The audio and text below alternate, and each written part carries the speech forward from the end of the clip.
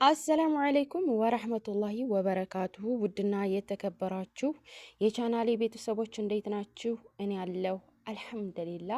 ወዳችሁ ፈቅዳችሁ ስለምትከታተሉ ከልብ አድርጌ አመሰግናለሁ። ይሄን ቪዲዮ ከወደዳችሁት ላይክ፣ ሼር፣ ሰብስክራይብ ማድረጋችሁን አትርሱ። አስተማሪ ታሪኮችን እንደዚሁም አዝናኝ ታሪኮችን አካፍላችኋለሁ። ዛሬም በአዲስ ታሪክ ብቅ ብያለሁ። ሙሉ ታሪክ የኢማን የህይወት ታሪክ የጨለማው መጀመሪያ።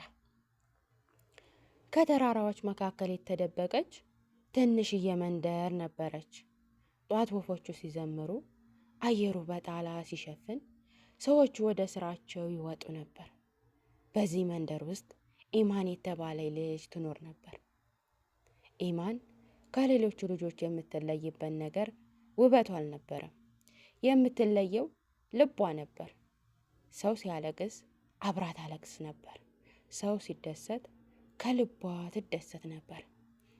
አባቷ ታታሪ ሰው ነበሩ። እናቷ ደግሞ ሃይማኖተኛ፣ በስነ ምግባር ያደገች ሴት ነበረች። ኢማን ሁልጊዜ እንዲህ ትላት ነበረ። ኢማን ልጄ፣ ሰው ሁሉ ሲተውሽ፣ ኢማን ልጄ፣ ሰው ሁሉ ሊተውሽ ይችላል፣ አላህ ግን ፍጹም አይተውሽም። እነዚህ ቃላት በልቧ ውስጥ እንደ ወርቅ ተቀርጸው ቀሩ። አንድ ምሽት አባቷ ከስራ አልተመለሱም። ሰዓታት አለፈ። እናቷ በር ላይ ቆማ ትጠብቅ ነበር። ኢማንም በፍርሃት እናቷን ትመለከታት ነበር። በመጨረሻ ሁለት ሰዎች መጡ። ፊታቸው በሐዘን ተሞልቶ ነበር።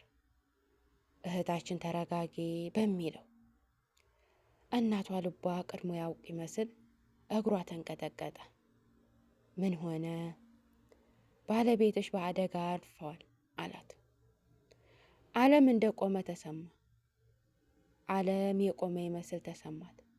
ኢማን ቃሉን ሙሉ ባትረዳውም የእናቷን እንባ እያየች እሷም አብራ አለቀሰች። ከዚያ ቀን ጀምሮ ሕይወታቸው ተቀየረ። ገንዘብ ጠፋ። ምግብ እየቀነሱ መጣ። ብዙ ሰዎችም ከእነሱ ራቁ። ኢማን አንድ ሌሊት ከመስገጃዋ ላይ ተቀምጣ እንዲህ አለች።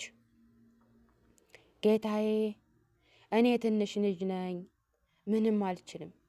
አንተ ብቻ ከኔ ጋር ሁን። ከዚያ ሌሊት ጀምሮ ኢማን ያለፈባትን ህመም ወደ ጥንካሬ መቀየር ጀመረ።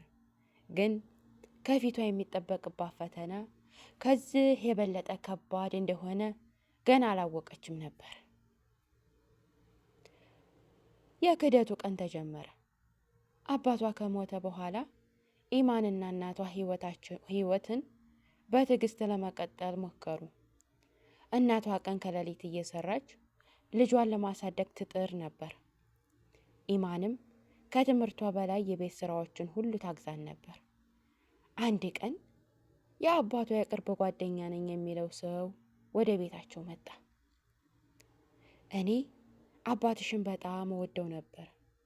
ከዛሬ ጀምሮ እኔ ረዳችኋለሁ አላት። እናቷ በደስታ አመሰገነችው። ኢማንም እውነተኛ ደግ ሰው መስሏት ታይቷት ነበረ።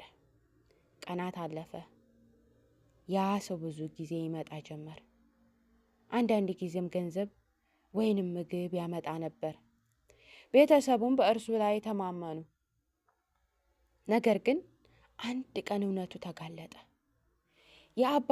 የአባቷ ትንሽ መሬትና ቤት በወረቀት ላይ ወደ ራሱ እንዲናዞርለት በማታለል አድርጎ ነበረ። እናቷ ስታውቀው በጣም ደነገጠች። እንዴት እንዲህ ታደርጋለህ? የባለቤቴ ወዳጅ ነበርክ እኮ ትለዋለች። ሰውየው ግን በቀዘቀዘ ድምፅ እንዲህ አለ። በዚህ ዓለም ሰው ራሱን ብቻ ነው የሚያስበው። እነዚያ ቃላት የኢማንን ልብ እንደ ቢላዋ ቆረጡት። ያ ምሽት እናቷን በዝምታ አለቀሰች። ኢማን ግን ወደ መስገጃዋ ሄዳ ሱጁድ ውስጥ ረጅም ጊዜ ቆየች። ጌታዬ፣ ሰዎቹ ቢከዱኝም አንተ ፍትሃዊ ነህ። ከአንተ በቀር የምጠጋው የለም። በማግስቱ በጠዋት አይኖቿ በእንባ ያበጡትን ቢያብጡ ልቧ ግን ተረጋግቶ ነበር። ተረዳች። እውነተኛ ጥንካሬ በሰዎች ላይ ከመደገፍ ሳይሆን በአላህ ላይ ከመተማመን እንደሚያመጣ። ይህ ክህደት አሳዝኗት ነበር። ግን ወደፊት የምትሆነው ጠንካራ ሴት እየገነባች እንደነበር ገና አላወቀችም።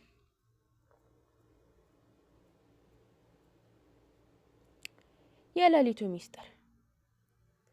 ከአባቷ ሞት ከተፈጠረው ክህደት በኋላ ኢማን በዛች መንደር መኖር እየከበዳት መጣ። እናቷም በየቀኑ እየደከመች ሲሄድ ኢማን የቤት ኃላፊነት በተቻለ መጠን ለመሸከም ትሞክር ነበር። አንድ ቀን ቤታቸውን ለመሸጥ እንደሚገደዱ ሲነገራቸው ኢማን በጣም ተሰበረች። በዚያ ጊዜ ግን አእምሯ ውስጥ ከአባቷ የተረፈችውን አንዲት ነገር ብቻ ነበር መጣች። አሮጌው ሳጥን አባቷ ከመሞታቸው ጥቂት ቀናት በፊት ወደ እሷ ቀርበው ኢማን ልጄ፣ ይሄ ሳጥን እንዳትከፍችው፣ አንድ ቀን ግን ልብሽ በጣም ሲከብድሽ ክፈችው ብለዋት ነበር። ያ ጊዜ ኢማን ቃላቸውን በልጅነት ብቻ ተቀብላ ነበር። አሁን ግን ልቧ በእውነት ከባድ ነበር። ሌሊቱ ሲሆን እናቷ እንቅልፏ ላይ ሳለች። ኢማን በቀስታ ተነሳች፣ ወደ አባቷ ክፍል ገባች። አሮጌውን ሳጥን ከፈተችው። ውስጡ ጥቂት ወረቀቶች፣ አሮጌ ፎቶና አንዲት ትንሽዬ ቁልፍ ነበሩ። ኢማን ወረቀቱን በተንቀጠቀጡ እጆቿ መክፈት ጀመረች። ከእርሱም አንዱ በአባቷ እጅ ጽሑፍ ተጽፎ ነበር። ኢማን ልጄ፣ ይሄንን እያነበብሽ ከሆነ እኔ ከጎንሽ የለሁም ማለት ነው። አንድ ነገር ግን እንዲታውቂልኝ እፈልጋለሁ። ኢማን ትንፋሿን ያዘች። ቀጣይ መስመር ስታነብ አይኖቿ ተስፋፉ።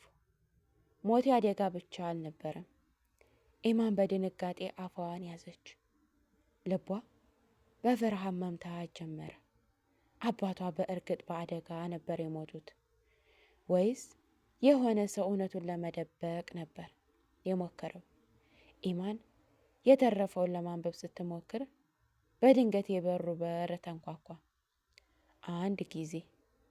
ከዚያም እንደገና ኢማን ደነገጠች። በዚህ ሰዓት ማን ይመጣል? እናቷም ከእንቅልፏ ነቅታ ኢማን ማን ነው ብላ ጠየቀቻት።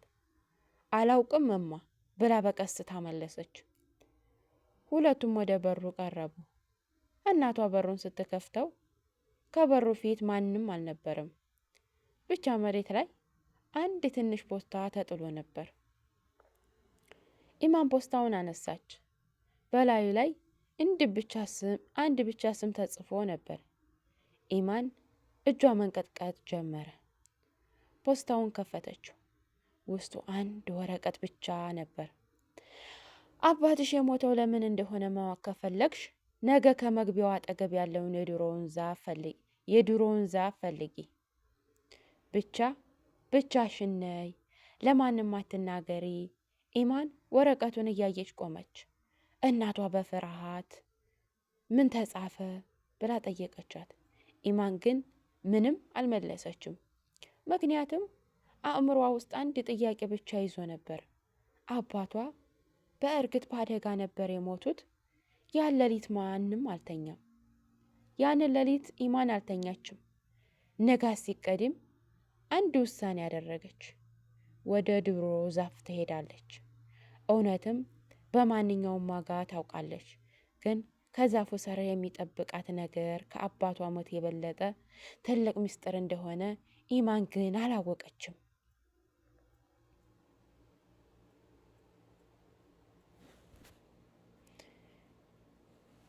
የምስጢሩ መጨረሻ። ንጋቱ ሲቀድ ኢማን የትናንትናውን ደብዳቤ ከበሩ ላይ ያገኘችውን ፖስታ በእጇ ይዛ ተነሳች። አእምሮዋ በጥያቄ ተሞልቶ ነበር። አባቷ በእርግጥ በአደጋ ነበር የሞቱት ከሆነ ስለምን ሞቴን አደጋ ብቻ አልነበረም ብለው ጻፉ። ኢማን እናቷን እያየች እማ እውነቱን ንገሪኝ፣ አባቴ ምን ነገር ነበር የደበቀው አለች። እናቷ ለጥቂት ጊዜ ዝም አለችና እንባዋን እያበሰች ልጄ ዛሬ እውነቱን እነግርሻለሁ አለች። አባቷ ከመሞቱ በፊት በመንደር ውስጥ የሚፈጸም አንድ ታላቅ ግፍ ማስረጃ አግኝተው ነበር። እሱም ሰዎቹ መሬታቸውንና ቤታቸውን እያጡ ነበር። አባቷ ግን ይህንን ለመቃወም ማስረጃ ሰብስበው ነበር። እውነት ሊጋለጥ ሲል ግን ያወቁት የነበሩ ሰዎች አስፈራርተዋቸው ነበር። ከዚያም የአደጋ ተፈጠረ። የአባቷ ሞት አንድ አደጋ ተደበቀ። ነገር ግን አባቷ ማስረጃውን አስቀድመው በሚስጥር አስቀምጠው ነበር።